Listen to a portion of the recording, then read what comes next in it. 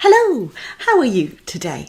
I'm popping in to do this video because this group started as a really small group of people who knew me personally, and now it's expanded to people who know me less well, and also to some of you who know nothing about me at all.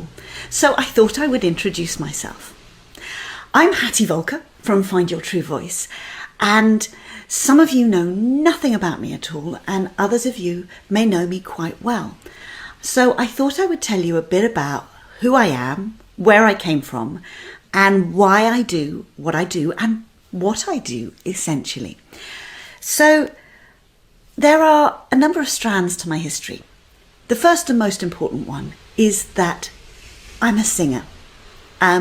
I have been a singer, and for me the definition of a singer is somebody who loves to sing.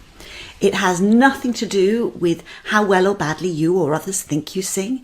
It has everything to do with that intrinsic desire to sing.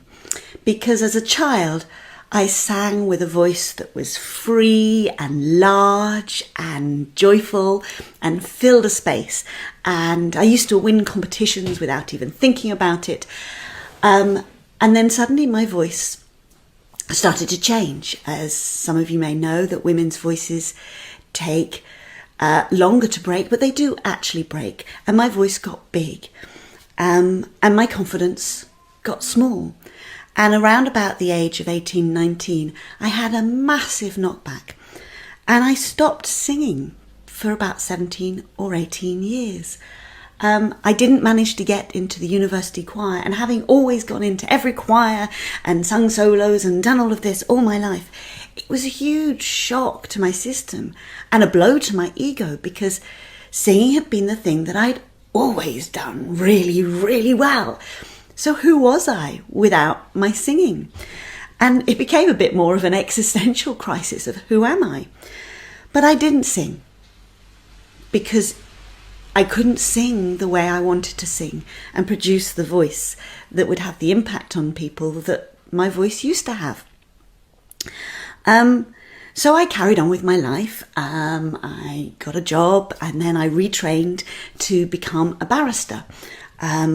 Always having in mind that I will do the first stage, and then when they discovered I wasn't clever enough to be a barrister, I could stop. And that was always my safety net. But somehow I got through the first stage, I got through the second stage, and I got my pupillage, and I got my tenancy in the lovely chambers in East Anglia. At the time I was feeling, goodness knows why they're giving this to me. How, on one level, I was really intellectually confident, and on another level, I was full of self-doubt. And what I now realise was this perfectionistic streak of having to get everything perfect, having to get everything right. And I spent 10 years as a barrister, as a family law barrister in the main, and there were aspects to my job that I absolutely adored. I adored the intellectual challenge. I adored the subject matter, because for me it felt like it was one of the few areas of law where you're trying to make things properly better for the main subjects, the children in the case. And so that aspect I absolutely loved. But this self-doubt crippled me. Despite feedback that I was doing a good job, despite having a really good practice and people hiring me and rehiring me to do work, I constantly questioned myself. Every time I sat down from cross-examination, it'd be like, what questions didn't I ask? What should I have asked? And there was this constant nagging voice in my head. But I carried on and I carried on. And eventually I had 2 children. I was running a household with 2 little kids, and I got pregnant again. And that seemed to be the straw that broke the camel's back, because I developed an illness called postural tachycardia syndrome, POTS for short, which meant, as my consultant, it took me 3 years to get to my consultant, but when I got to the consultant who knew all about it, he basically said, you'll never be a barrister again. And so this was existential crisis in my life, number 2. Who was I? You know, being a barrister had defined who I was. It's an entree into any conversation. You say, I'm a barrister, and people go, oh, and suddenly you can talk to anyone. So it was this little safety thing of, I am good enough, even though I didn't feel good enough in any way, shape or form. So I was ill, and I still have the illness, but I have learnt to manage it in a way that I can live my life. And I did go on to have a third child, my lovely Freddie, who is a bundle of joy. And even now, at 8 years old, he's still my bundle of joy, has wonderful dimples and smiles. So was a wonderful addition to my beautiful family. And then after a while, I was like, well, what am I going to do now? So I retrained as a life coach. But at the same time as this, I had gone back to singing.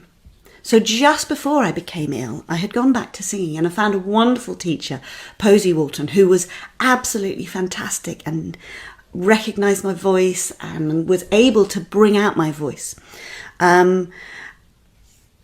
But I started going to a place called Ames International Music School, run by 2 wonderful people, Penny and Neil Jenkins.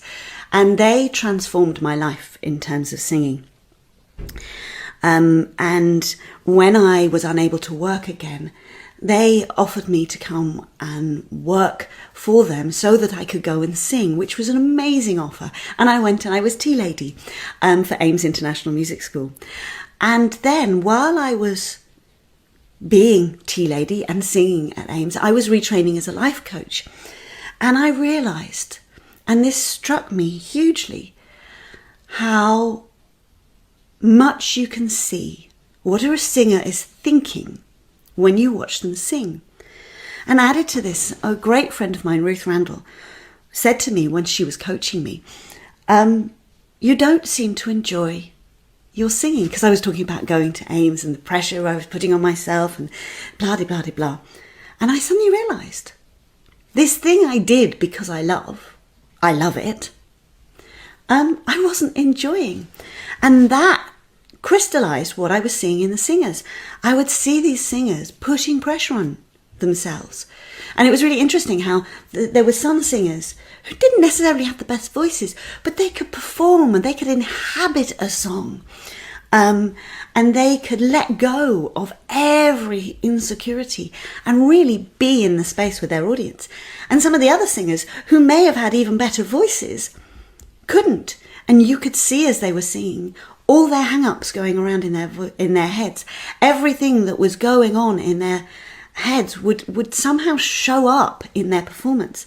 And I realised this was exactly like me as a barrister and others as a barrister, that it wasn't necessarily the people with the greatest intellect or knowledge who made the best barristers, but the ones who could really be in the now and be in the space and connect with their audience, whether that was the judge, the jury, the witnesses, the magistrates, the other parties in the case. There was something they could do which made you connect with them and understand what they were trying to get across in terms of their argument and their message, and made them more persuasive. So what was this? And I spent the next few years really researching this and working with singers and other performers and business performers. Businessmen and women would come to me and we would work together. And I would look at the neuroscience behind it, the psychology behind it, emotional work, psychological work, and really dig into what was going on. And the more I did, the more I realized that what goes on in our heads affects what comes out of our mouth and how we present ourselves when it comes out of our mouths. And so now I work with singers and other performers, business performers and other performers, to help them transform how they think, to transform how they perform.